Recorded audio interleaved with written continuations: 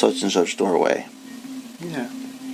But I think for the sake of the story and the sake of like trying to like keep building on the character, which by the way, in order to find Meryl, you gotta like kind of like find her by staring at people's asses.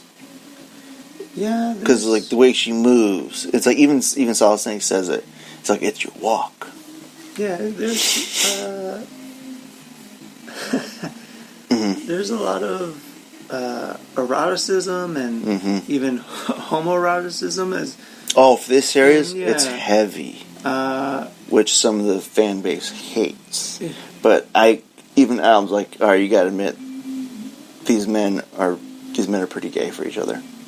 Yeah, even if they're not gay themselves, you can say they're bisexual, but they're having sex with each other. Yeah, but I was just thinking about that. We're talking about me with Meryl, and sorry if I'm going on tangents. No. But I just remember we were talking about the scene where Solid is shirtless, and you meet up with Meryl eventually, and then. Oh yeah, like towards the end. Yes. Yeah. If you choose to save her, which yes. I mean, for the lore, you saved her. Yes. Okay. But yeah, like you meet up with her, she's got the Jeep, and you're ready to rock. And I guess there's something. They have their sort of, reunion, but something, takes them. I guess ruins the moment or takes them away from it. And they mentioned something about, like, I guess this is not a romantic, because, Snake is shirtless. And I get, like, this is not a romantic scene or, epic kiss or anything like that. Which I'm glad that they didn't do that. Do that cheesiness. Yeah. No, yeah. They mostly, how the game ends and how, they basically, it's like a Western ending. They basically ride off. Right off into the sunset. Yes. Yep. Yeah. I think by then it's a sunrise. Yeah, sunrise. By the way, you ride off into the sun. Yes. Yeah, like it kind of like because like a lot of like movies are influenced. Yes. Where it's like, I mean, for Kojima, he gets a lot of like influences from movies. Yes. I think for Solid Snake and not wanting to like basically have any sexual like he has like no sexual urges to do anything sexual because like for Big Boss in the games that you play, there's full on like he's got the urge and we know who he's having sex with. Okay. Whether it's man or woman, but for Solid Snake, no time to have sex. It reminds me of Jesse the Body Ventura's character from Predator. Yes. Where he's cut, he's bleeding, he's trying to get a guy out of a hole. And his like, I forgot who it was, but like comes out of nowhere, and he's like, "Hey man, you're bleeding." And Jesse Body Ventura is like, "I ain't got time to bleed." That's how I feel like Solid Snake is. It's like, I ain't got time to have sex. I gotta save the world again. Yeah, I guess he's more. The job comes first, and it's always, and there's no time for romance whatsoever. The job is always. Is always the focus, I guess. Yeah, because he's like, there's flirtation. It's like, yes. He's like, I like the way you walk. Yeah. And where it's like, all right, just okay, we get it. You like butts. You like her butt. Yeah. But I was glad. Like, all right, we're not gonna have like the romantic ending, no. The kiss. But I think a lot of the fan base would have been like cheering up high if it was like when you get the Hal ending. Yeah. Because you give up on the torture scene. And Meryl dies. Yes. Maybe if Hal and David kissed, because we get the Hal and David that finally work together, unlike Space Odyssey. Yeah, that's true. Where we get a Hal and David that don't work together and ends horribly. Yeah. That would be something. It would have been like Hal holding Snake's arm, be like, "Come, let's ride off to the sunset," and then like smooch, and then like right off with the snowmobile. It's like, we're gonna go back to my cabin. But yeah, like once you meet up with Meryl and then like you go to the commander's room, then it's all of a sudden just like boom. She's possessed. Yes. And then Psycho Mantis comes out of nowhere in his full like S&M gear. Yes. with the gas mask, and it's like, and then I thought to myself, like, when I first played the game, like, why is this dude wearing a gas mask? And I was like, oh crap, he's gonna fill the room with gas. Yeah. It's like, that's what I thought. And then when I first fight him, I put the gas mask on myself. Like, all right, let's go, gas mask man versus gas mask man. And then it's like, I forget, like, you're also like, he's gonna take control of Meryl several times over to like kind of like attack you or to hurt herself.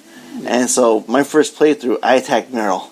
I accidentally choked her out because it says choke, but we already know like he snaps necks, but it says choke button. Yeah. And then like I got too enthusiastic and I was like, I'll just knock her out, and then like game over. And then the next time I ended up like punching her, which was like, all right, you shouldn't. I mean, disclaimer: you shouldn't hit a woman. No. Even if like she's doing the attack, and like find a way to subdue her, not hit her. But like, hey, I'm playing a video game. It's like, all right, let me knock her out, and then that actually lessens her health, and then like I end up killing her that way as well. And I was like, all right, this time around, I'm gonna stun grenade her. Yeah, it's like I've learned my lesson. But the cool part about this battle is that like it kind of breaks the fourth wall with Psycho Mantis. Like if you played like previous Konami games, it'll tell you like, oh, you like this other game by Konami, or you play for like GameCube. It would say like Nintendo games for the Twin Snakes. It would say, oh, you like Super Mario games or something like that. Mm-hmm. And it's like, oh, you're reading my memory card. But being that this is my first game for the PlayStation 1, I had nothing. Yeah. It would just say like, I always got like, oh, you like to save a lot. And I was like, well, what do you mean? I'm like, what, is that something like bad? I was like, what if I'm playing the game and all of a sudden like, oh crap, I gotta go to the bathroom real quick. It's like, pause, but I didn't think about the pause the game. Like, I never pause the game. It's like, I played through, I get to a point and I stop. And it's like, then it wants you like, which I thought was a gaffe, which I didn't think it was gonna like, you need to do. You had to take the controller from port 1 to port 2. Yes. You gotta switch it. And I thought, like, oh, I don't have to do that. Like, that's just, like, you're playing with me. Yeah. It's like, that's not a real thing. And so I would not do it. And then, like, it's reading controls. It's reading what you're doing. And then that, like, proved to be, like, basically making the fight longer than it should be. Yeah. And so from then, I would play along with it and go, like, all right, cool, I'm going to switch from port 1 to port 2. Which I thought was pretty cool because, like, I've never thought about that. I've never thought about doing that. I thought, like, once you take the controller out, it's like, the game stops. Yeah. For other games, like it would just stop. Like, hey, you need a controller. But this one's like a pretty interesting fight because then like all of a sudden he's like grabbing items like from what we think is like telekinetically, but it's like, I think like they basically said like he was never like he never had telekinetic abilities. It was more like it was all nanomachines. Oh, okay. But I think he did, and I was like, they keep going like he did. He didn't. He did. He didn't. So he's kind of like a Mysterio. From how I look towards him, I was like, yeah, you're a mixture of Mysterio and Professor X. Yes. You can there's illusions of moving things, but you can also like read minds. Like, I feel like it never got the story straight, and they're always like changing it. Yeah. So from like the sake of my end, it's like, all right, he did have abilities because at the end of this battle, he moved the bookcase to help you, and I was like, well, if that wasn't real, and it was all nanomachines, like, how do you do that as he was dying? Yeah. But yeah, like, I mean, this was like, for a boss battle, pretty much like all these boss battles are like appetizers to like the main course. Yes. Which in itself is like, it's okay. The Rex fight was okay. I wouldn't say it's like the end all be all for this game. It was like, alright, I gotta like get through all these like minuscule bosses to get to the big boss. But I mean, then you come to find out like why he wears the mask. Because apparently he had an infatuation with plastic surgery, and he's just all like effed up in his face. Which, that's right. From the graphics we see, it's more like it looks like X's on his face. Yeah. And it's like, that's the scarring, and it's like, I think he was just like hated the way he looked. Yeah. But from what like I was getting from him, it's like, is Psycho Mantis a he or a she, or are they? It's an interesting. Because I can't get like an idea. Like when I first played the game, I thought it was a woman. And their movement. Yeah. It's interesting in that the characters, they have these sort of, you know, you mostly recognize them from their physique or what they're wearing. But at the time, and looking at the games now, they really don't go into detail on like facial features or things like that. And at the time, I think it's more your imagination. It's more of how you think Solid Snake actually looks like. Now you have more of an idea in later games, and it's more detailed. But at the time, it's not really important to have like specific or detailed features on the characters. But yeah, with Mantis, it is interesting that you can't really tell. You have these scars. You can't tell if it's man or woman or they.